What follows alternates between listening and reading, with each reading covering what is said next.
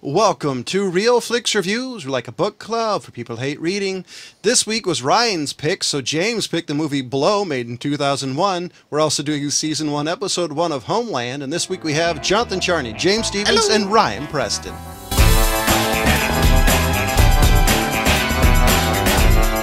So here is the description of Blow, and as always, it's another perfect description. The story of George Jung, the man who established the American cocaine market in the 70s.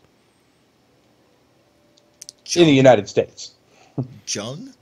Jung? I don't know how to pronounce it. So I'm sticking to it. I figured if I can't pronounce it, I'm just going to butcher it. All right, George, when you get out of prison for the 5th time, you can complain to John. Because actually, for those of you that don't know, George actually got arrested. What is today? The 12th. 6 days ago, you got arrested in Sacramento, California, for violating your probation. Good for you, bud. Our condolences. I Really? got it. So Really? God. so I got to say through the whole movie. Well, how do I say this? For one, this movie is very slow. Did your wife watch it with you? Yes. Does she hate me again? No, wow. she liked the movie before. Wow, she likes my pick for Ryan, but hates mine for me. Yes, it's because Ryan really picked it. Well, yeah, I co-signed it. Come on now. Yeah, you just approved it. Put a little stamp on it. Part of this movie feels as long as it is. There's definitely some sections of this movie that just drag on to me. Okay. And one of the funniest part about this whole movie to me is the way Johnny Depp dresses. He reminds me of a gay guy from the 70s the whole time. Well, he probably was with that one guy. I forget his name.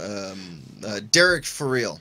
Oh, you mean Paul Rubens? Yes. Good old Pee Wee Herman. Thank you. I was going to say, for people that don't know, that is Pee Wee Herman. I was actually, I was really worth watching this movie just for that little fact. Yeah. I was really impressed with him on this movie.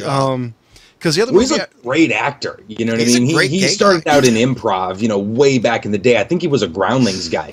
well, But damn, he's funny. because the other movie I remember him in was Mystery Men, and that movie was awful. Yeah. And so I was actually really happy to see a movie that he was in that wasn't Pee Wee Herman, wasn't kind of this standard weird wacky character.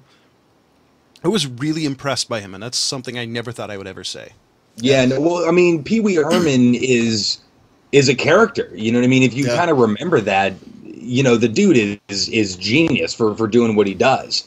Yeah. No, I think his problem is I think he got typecasted way too much, because for me he's always Pee Wee Herman, so I actually have to try really hard when I see him in something not to expect him. This one, I'll agree with you on. It was very easy to forget that he was Pee Wee Herman because he loses himself in this character. Yeah, and and he also loses himself in Pee Wee Herman. I mean, it's such a transformation. Well, I give this movie a 3 out of 5, and I think one of the reasons why he loses himself in the character is you don't really see many interviews of him being him.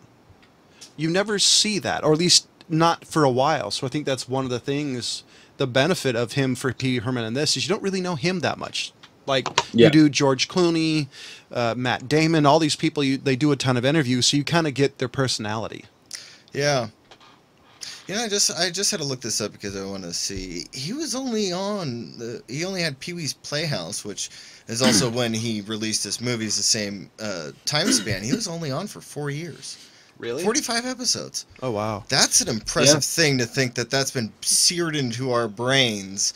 Yeah. Paul Rubens is Pee Wee Herman. So I got to say, for something that was only on for 4 years, that's actually really impressive. Yeah. And one other thing.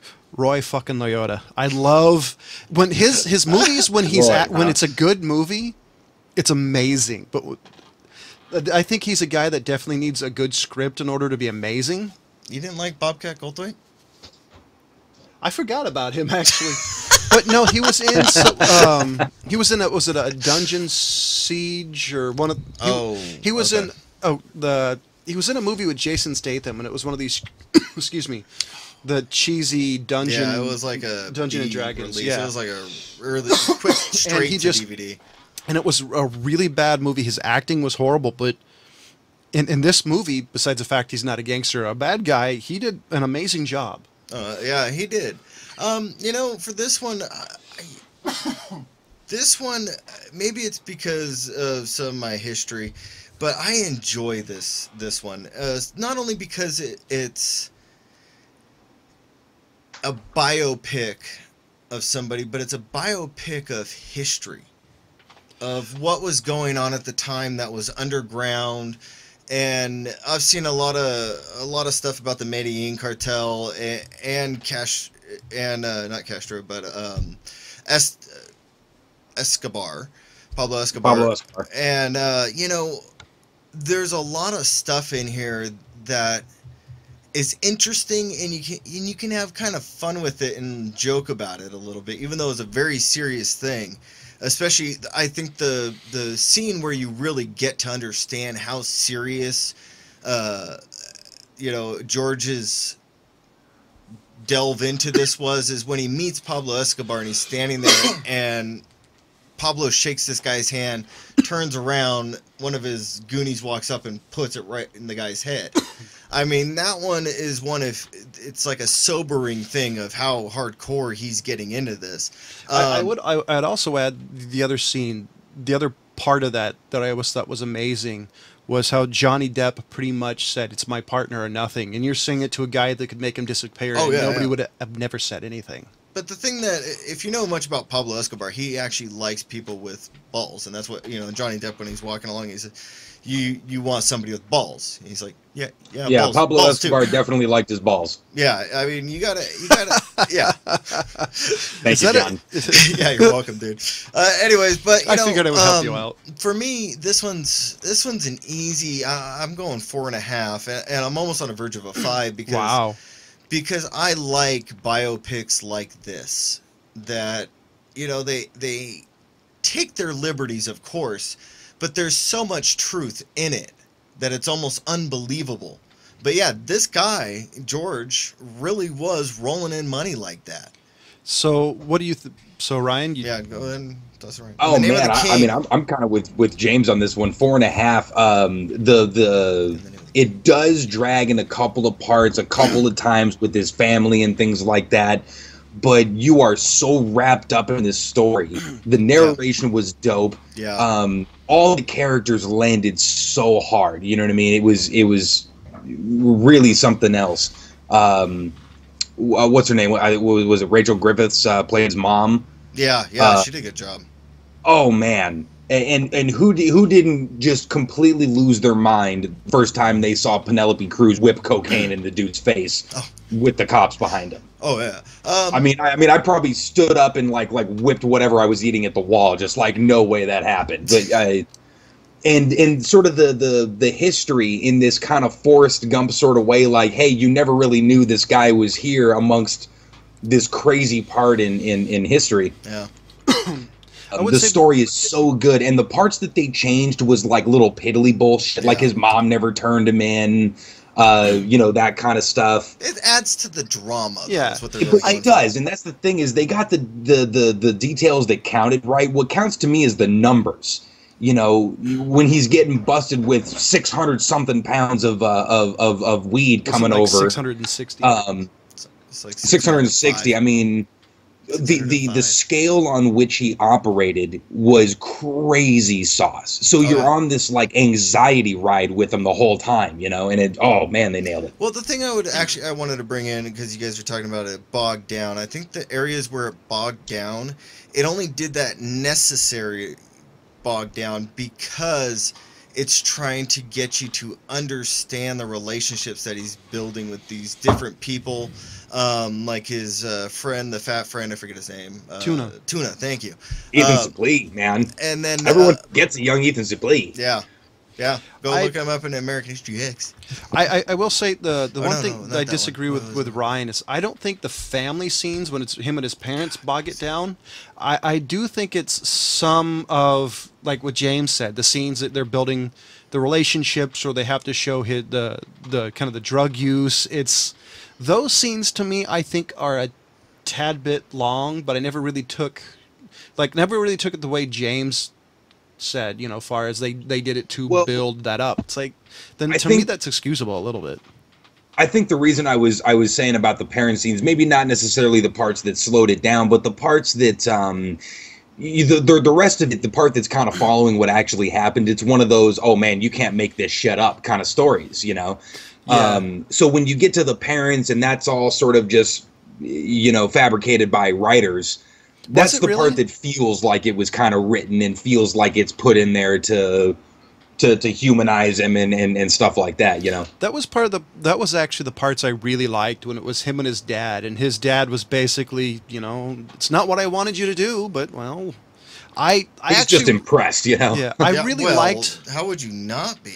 I really liked, you know, the whole interaction with him and his dad. By the way, $68 million in 1970 was a ton of money. That was like a ton of money now. I think it would be closer to 150 million now. So that's what I was always surprised when he had that and he left it in one bank. Yeah, I wouldn't. We were talking about that before the show. Put it diversify. Go and do it in a Swiss bank account. Really? Or just, I mean, at what point do you just class. bury hundreds of thousands of dollars? And that's what I was saying too. Just bury it. But anybody that's been watching Narcos on Netflix, which is a great show, by the way, follows Pablo Escobar. The problems that he started running into was being able to keep his money clean and dry, and the rats not eating it. Yeah. You got a real serious money problem when you have no place to put it physically. Well, they were running out of that too in that little house they were at. You know, he's like, "Oh, Right. put it in the back room," and he's like, "There's no room back here. What are we gonna do with it? I don't know." Just weigh the box. Don't count it. If it weighs 60 pounds, it's $3 million. There's an interesting documentary that kind of explains this era a little bit, called Cocaine Cowboys. It talks more of what happened in Miami than anything, but it gives you an idea of how it was working. And oh god, Griselda Blanco. If you don't know who that is, go look her up. So oh my god, yeah. Yeah, but you know what I want to bring into this one is there were also in the midst of the Cocaine Cowboys, they brought in the guys that were doing it in boats. They were bringing it over in speedboats. Cigarette boats. Yeah, and they were out running the Coast Guard, and even those guys were making like $500,000 in a couple months. Even I think they said they did $500,000 in a month. Yeah, and this was real early days, you know, when they were still one step ahead of the cops, but getting on an airplane was like catching a bus. Yeah, you know, nobody was checking your bags like that, and his stewardess girlfriend, that actually happened. I mean, a lot of that stuff was a lot easier, you know, before they started getting into submarines and tunnels and shit, you know? Yeah. Yeah, I will. On this movie, I don't think there were anybody who I'd consider a throwaway cast, or somebody's like, I wish they didn't cast that. Even the guy that picked his Tuna, I thought did a great job. There's parts of this movie, for me, bugs me that how slow it is, but everybody in this movie is a perfect choice. There's nobody in this movie to me that was like, man, they should have picked somebody else. This person just does not fit. Besides Johnny Depp, I'm not a great fan of. One of the things I wanted to throw in, personally, and I thought this was interesting, and I do like Franca Potent. I don't know, Barbara, the girl who played the stewardess that Ryan was bringing up. I thought it was interesting that George, once he found out that she was dying of cancer, went on the lam, but did not tell you what happened over that year and a half. He shut all that down and didn't even speak about it. So you go from that to a funeral, and then he continues the story. I thought it was interesting that she meant so much to him that he wasn't going to bring her into this. I also thought besides what he already did. I also thought it was kind of funny. I think that speaks a lot to how much she actually mattered to him. Oh, no, totally. So, I also found it kind of interesting on a artistic standpoint and how they turned his relationship with Penelope Cruz just like the same relationship his dad had with his mom. Yeah. The one thing he was afraid of turned into, and it screwed him at the end. Yeah. Yeah. Yeah, but oh man, it's Man, this movie worked on so many levels and really still holds up. Seriously, I'm going to bring up the narration again because I really don't typically like narration. Yes, you know? I know. Done really well. I know how much you hate narration, Ryan. Well, yeah, because it has a tendency to tell me things that I already know or things that you could tell me with just having the story play out in front of you.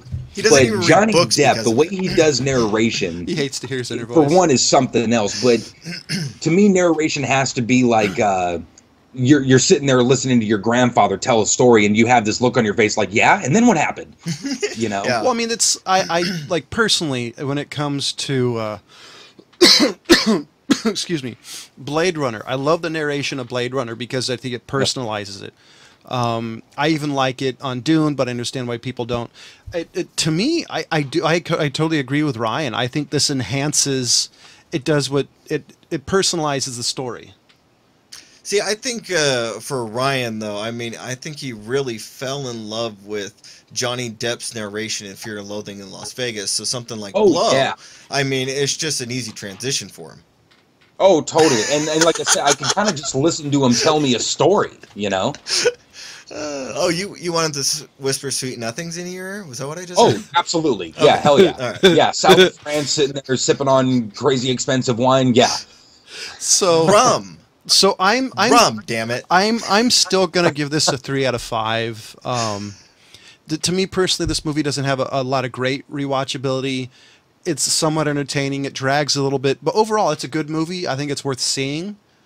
Especially, it's fairly realistic from what I know on that era, especially when it comes to smuggling and all that. You know what? I actually think I'm gonna change my rating here. And it's based off of John giving it a 3. And it kind of proves my point. This movie's a 5 out of 5 based off that. Is because you can take this movie and show it to somebody like John, and he's able to enjoy it. So you could take this movie and actually be like, oh, you haven't seen Blow? Well, why don't we sit down and let me educate you on a little bit of history that wasn't in books. I got to say, though, Johnny Depp's hair drove me nuts. Wait, you don't like the Brad Pitt look? He looked like Pat from Mad TV. No, he was from Legends of the Fall in this one. He just kind of swept out of there into this movie. And it's comments like I didn't like Johnny Depp's hair drove me crazy that really sells me on the 5 now. Because you're right, James. You could show this to somebody like John. Yeah. And have him like it. Yeah. At least enough to give it a 3, which is saying so much. So yeah, I mean, we're gonna switch to Homeland Season 1, Episode 1, and since I'm pretty sure Ryan has seen this, we're gonna let him. I think he's on Season 4 or 5. We're gonna let Ryan start for the first time and say, I don't know, 100 episodes. Yeah, for whatever reason, no matter who picks the show, James is always right there. Well, because I know you haven't watched it. That's why. Well, I watch it if I choose it. Oh, I'm sorry. He's on Season 6. Yeah, no, I'm caught up on this one, and I'm not going to sit there and you know tell you the entire series is the most perfect thing ever. But the first season, I mean, particularly this first episode, it lays a premise out that is so kind of unique to the time. You know, like this one is going to be sort of a time capsule. Yeah. 15, 20 years from now, but kind of captured the zeitgeist, you know, quite a bit in its subject matter. But you don't really see spy stories like this. You know, the really earnest, like, look, this is about assets and information and intelligence, counterintelligence. That's kind of what your legitimate spy work typically is. It's very few operatives, you know what I mean, and James Bond types, and yeah. If any at all, you know. Well, so seeing kind of the nuts and bolts, I've always been a big fan of nuts and bolts spy stuff or military stuff, you know. It's interesting. There was on the History Channel years ago, they were talking about James Bond type of spies, and all the people who were legit spies said no. If there was anybody like James Bond, he'd be made walking through the door. Yeah. Yeah. This TV show, started in 2011. So Ryan's totally right. I mean, that's far away enough from the Second Gulf War for the United States and all that to actually keep in people's memories but not be insulting. Yeah. It was actually really well done. I was quite impressed. He likes seeing Captain Winners. Honestly, I have a hard time seeing him as anything else. I really do. Well, this show actually is one that I think he did a fantastic job in developing his character enough later on as the seasons go on, because he was in multiple seasons, to get you to kind of forget that he was Captain Winners. It does take quite a few episodes to get there, but you do get there eventually. He's a hell of an actor, though. I started watching this before Band of Brothers too, which is funny. Oh wow! Because you saw him as Brody first. Yeah, exactly. So I'm watching, Band of Brothers, like, no, damn it, Brody. Yeah, well, see, and I don't want to get into that for people who may continue to watch this show. Yeah. But for the performances in this show. Claire Danes playing best character of her career. Mandy Patinkin just putting on a master class. I would rather watch nobody else but Mandy Patinkin in this show for an hour episode.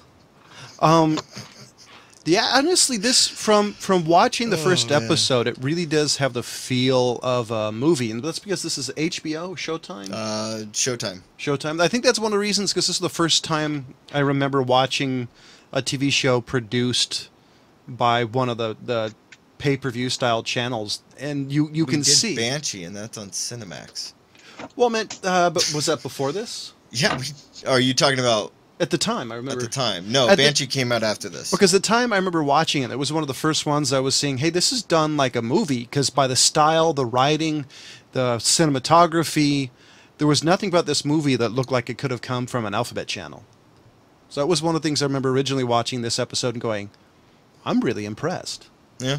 Yeah, well, and also just intrigued. You know what I mean? Like, and what's kind of interesting about this, tell me if you feel the same way, as this is obviously strictly an American, point of view, but it was subject matter that we all kind of had a stake in to a certain extent. You know what I mean? Not necessarily in the let's fearmonger and be afraid of Muslims and things like that, but at the same time, like, no, this some things have happened, and there may or may not be a plot for some crazy shit to happen again. It's that was you're definitely rooting for one side pretty hardcore. And this was, and a lot of that, even 2011 was still in the news, how there might have been some sort of terror organization, and this was totally present in the society of 2011. So I'm still really impressed. I mean, I never really continued with it. I think I watched a couple of episodes afterwards and just never continued it. So I definitely give it the TV show a must watch. And because it's getting close to Christmas, we decided to change it up. We're going to do the movie Krampus. What he said, Krampus. And we are actually going to do the real Krampus, and not the one, where I'm trying to figure out where the one is. The fake one. The name of the fake one. God dang it. Your stupid internet, John. Stop torrenting things. Wait, what? What's a torrent? So we're doing the one that was made in 2015. 2015? I'm trying to remember the stupid name of the knockoff one. There is a knockoff one that's a B flick that was straight to DVD. Make sure not to pick one with a subtitle. If it says Krampus : something, don't watch that. Okay, yes, thank you. Because I was going to say there are some subtitles in this one because the grandma does speak German in the beginning. So there are subtitles, don't freak out. But if you're not laughing in the first 2 minutes of it, you're on the wrong one. Okay? So, ladies and gentlemen, I gave Blow 2001 a 3 out of 5. James gave it a 5. Ryan gave it a 5. Next week doing Krampus, and our TV series will be announced later in the week. Okay. Unless you guys have one. I could pull one up. Okay. Just give me one moment. We're going to do Season 1, Episode 1 of Deutschland 83. What he said. So, ladies and gentlemen, as always, thank you for watching. Goodbye.